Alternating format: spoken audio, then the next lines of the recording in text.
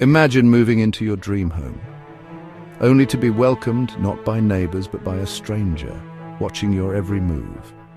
This isn't a ghost story. It isn't folklore. This is the chilling, true story of the Watcher house. In 2014, Derek and Maria Broaddus bought a beautiful 6-bedroom home in Westfield, New Jersey. It was the kind of house people dream about, big, historic, in a safe neighborhood. The perfect place to raise their 3 children, but within days of closing the deal, Derek found a letter in the mailbox. The letter wasn't signed by a neighbor or a welcome note. It was from someone who called themselves the Watcher. The dream of a new home, a perfect sanctuary for their family, was finally a reality for Derek and Maria Broaddus. The sprawling house at 657 Boulevard in Westfield, New Jersey, was everything they had hoped for. As renovations began, their 3 young children would often play in the vast yard, their laughter echoing with the promise of a happy future. But just 3 days after closing on the house, a letter arrived. It was in a crisp white envelope, addressed simply to the new owner. There was no return address. It seemed like an ordinary piece of mail, perhaps a welcome note from a neighbor. But the contents were anything but ordinary. The letter began with a deceptively gentle tone. "Dearest new neighbor at 657 Boulevard, allow me to welcome you to the neighborhood."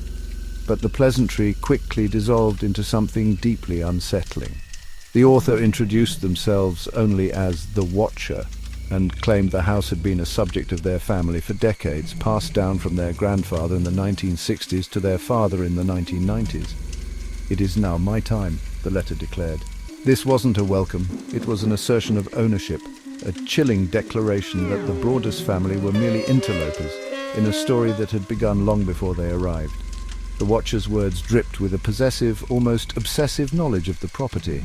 The letter taunted the new owners with questions designed to instill fear and paranoia. It read, "Do you know the history of the house? Do you know what lies within its walls? I am in charge of watching and waiting for its second coming." What second coming was the writer referring to? The letter offered no answers, only more unnerving questions that hung in the air like a thick fog. The writer seemed to know about the ongoing renovations, expressing a disturbing disapproval. Another line made it even more disturbing. Have they found out what's in the walls yet? It was a direct, terrifying question that transformed the very structure of their dream home into a potential tomb, suggesting a dark secret was physically embedded within the property. But the most terrifying part of the letter was the focus on the Broaddus children. The Watcher had been observing them, noting their presence with a predatory interest. "You have children. I have seen them," the letter stated. "So far, I think there are 3 that I have counted." The writer referred to them as young blood, a term that sent a shiver down the spine. The surveillance was intimate and specific. The Watcher knew their daughter was an artist who used an easel on the enclosed porch. They knew the children's birth order and had assigned them nicknames. The letter then escalated from observation to a direct, horrifying threat. "Once I know their names, I will call to them and draw them to me." The letter painted a nightmarish scenario, questioning the children's safety within their own home. "Will the young blood play in the basement?" the Watcher mused. "Or are they too afraid to go down there alone? I would be very afraid if I were them. It is far away from the rest of the house. If you were upstairs, you would never hear them scream."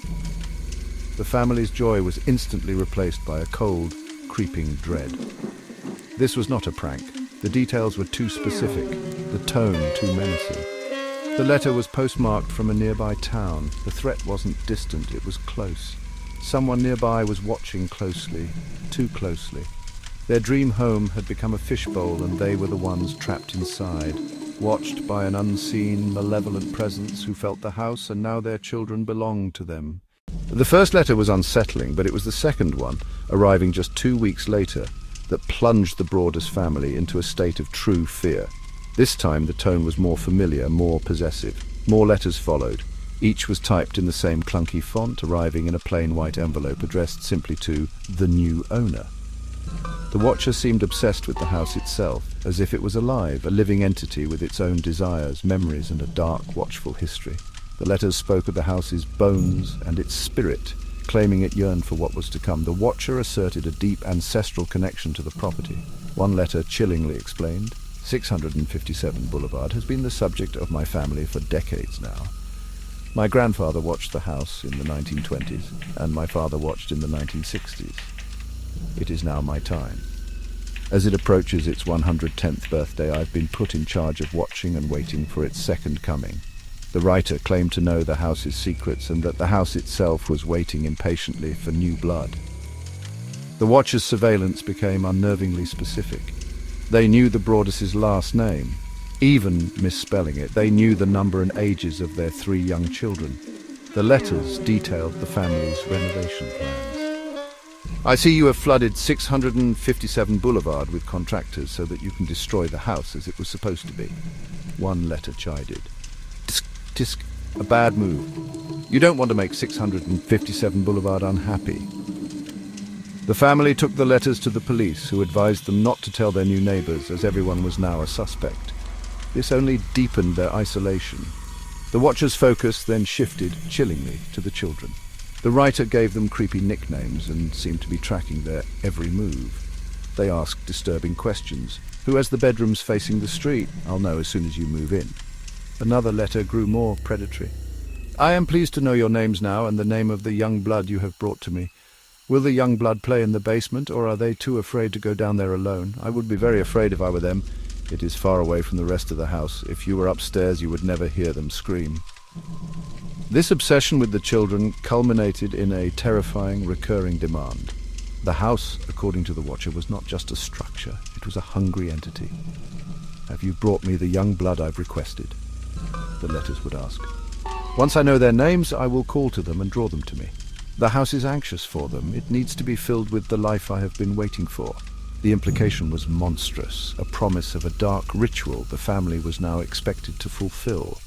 Sleep became a forgotten luxury. The Broaddus family became terrified. Derek stayed up all night watching the street while Maria was plagued by nightmares.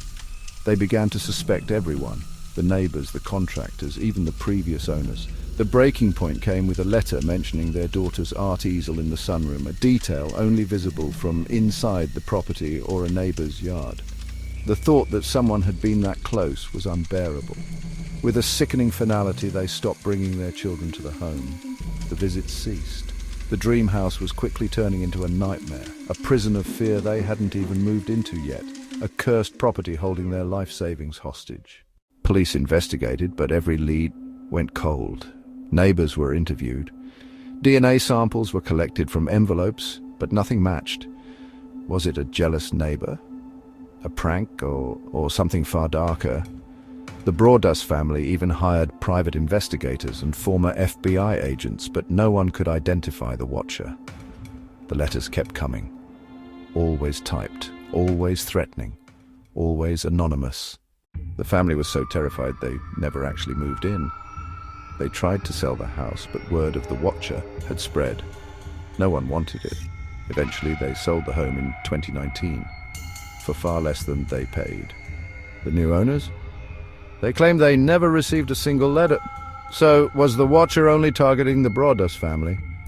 Or did they stop because they got what they wanted? Theories abound. Some say it was a jealous neighbor angry about the sale. Others think it was an elaborate hoax, maybe even by the Broaddus family themselves.